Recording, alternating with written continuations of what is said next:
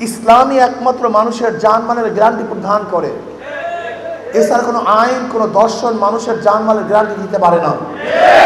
উদাহরণস্বরূপ, দীর্ঘ 53 বছর পর্যন্ত যারা রাষ্ট্র পরিচালনা করেছেন, যে নীতি আদর্শের ভিত্তিতে করেছেন, তারা জানমালের গ্যারান্টি দিতে পারে নাই।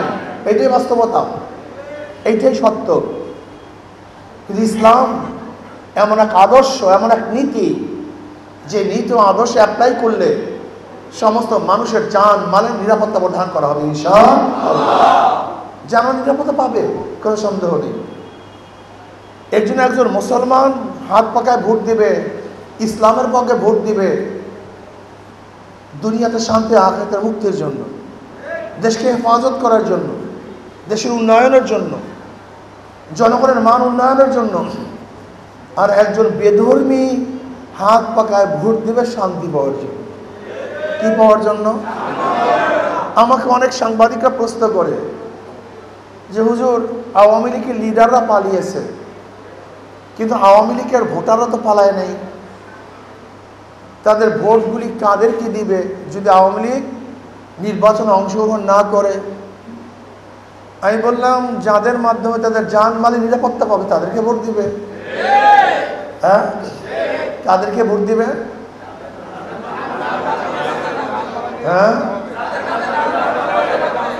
যাদের কাছে জানমালের নিরাপত্তা পাবে তাদেরকেই তারা ভোট দিবে, কোনো সন্দেহ নেই, সন্দেহের কোনো অবকাশ নেই। মানুষ বোকা না। কারা ক্ষমতা আসলে জানমালের খতরা, কারা ক্ষমতা আসলে ব্যবসা প্রতিষ্ঠানের খতরা, কারা ক্ষমতা আসলে চাঁদাবাজি করবে, কারা আসলে ধর্ষণ করবে, কারা আসলে জুলুম অত্যাচার করবে, এ পাবলিক ভালো মতো জানে, ভালো মতো বুঝে।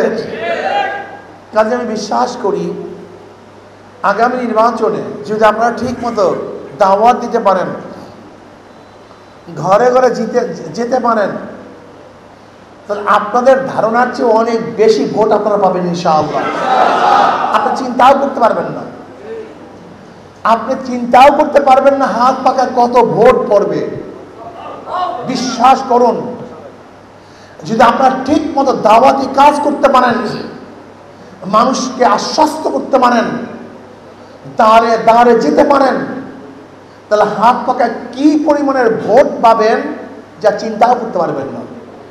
আপনি ভাববেন এত ভোট, গুনার পরে দেখবেন তার অনেক গুণ বেশি ভোট পেয়েছেন আপনারা ইনশাআল্লাহ। কারণ মানুষ নিরাপত্তা চায়, মানুষ শান্তি চায়, জানমালের হেফাজত চায়, ইজ্জত আবরুর হেফাজত চায়। আর এখানে যারা বসা আছি, এই লোকগুলো যদি ক্ষমতায় যায়, যাদের মধ্যে আল্লাহর ভয় আছে, নবীর তরিকা অনুযায়ী চলি, আল্লাহকে ভয় করি, হালাল হারামের তমিজ করি, যাদের হাতের মধ্যে খুনের রক্ত নাই, জুলুমের স্পর্শ নাই, চুরি ডাকাতের স্পর্শ নাই, আমি মনে করি এই লোকগুলো যদি ক্ষমতায় যায় তাহলে খুন মুক্ত দেশ গড়া সম্ভব, ধর্ষণ মুক্ত দেশ গড়া সম্ভব, জুলুম অত্যাচার মুক্ত দেশ গড়া সম্ভব।